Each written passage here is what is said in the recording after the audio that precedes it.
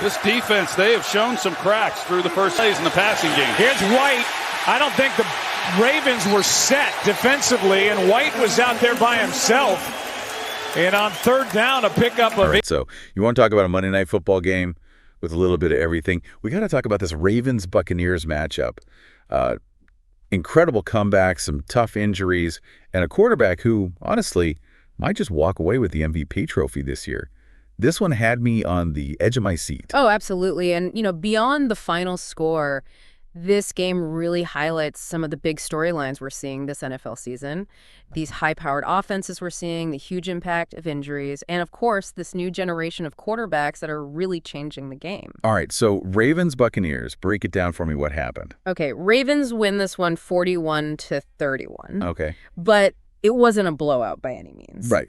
Tampa Bay came out strong. In fact, they scored first. Their opening drive ended with a touchdown from Mike Evans. Like, not just any touchdown. Exactly right. This one was special. Historic, even. It marked the 100th touchdown of Mike Evans' career. He is now the 11th player in NFL history to reach that milestone. Wow.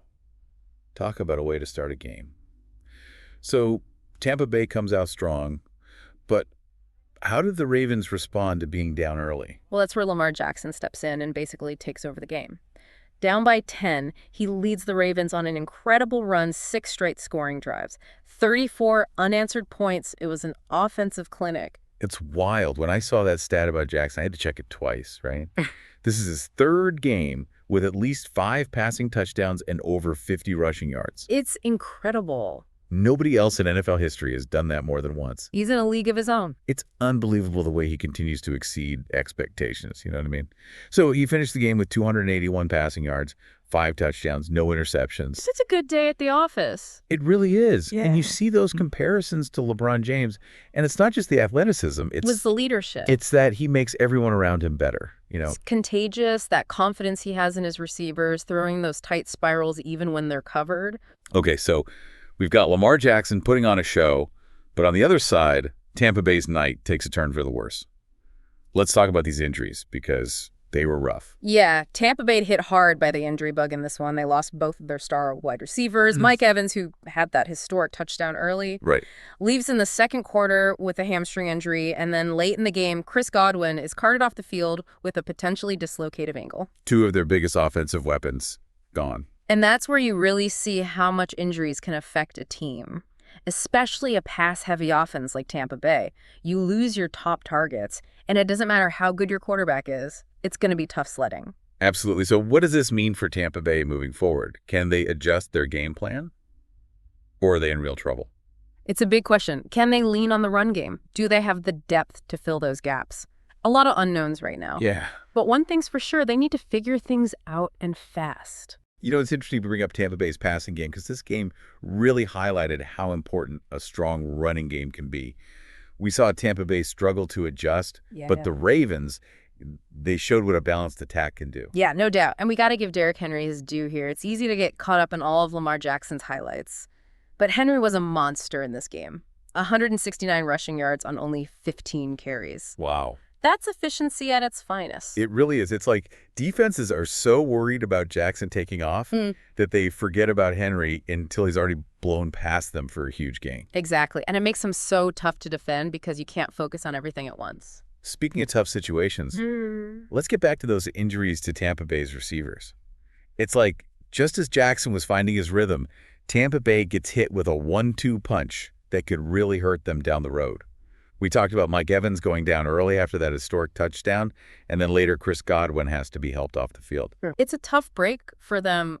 We were just talking about the importance of a strong run game, but losing your top 2 receiving threats like that in one game, it's a huge blow to any offense, no matter how good your quarterback is.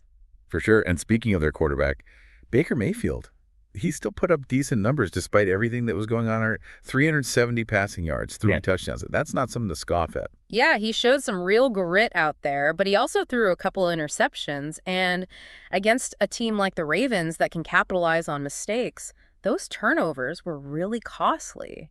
It makes you wonder how much those injuries affected his decision-making, maybe forced him to take a few more risks than he normally would have. Right, because if your top guys are out there, The field starts to feel a lot smaller. Right. All of a sudden, you're throwing into tighter coverage. There's less margin for error. Absolutely. So how does Tampa Bay adjust now? Can they actually reinvent their offense in the middle of the season like this? It's a tall order for sure. They might have to lean more heavily on their run game, but that's not exactly their bread and butter. Right. They'll also need guys like Cade Otton to really step up. He had a pretty good game at tight end, 8 catches for 100 yards, showed that he can be a reliable target.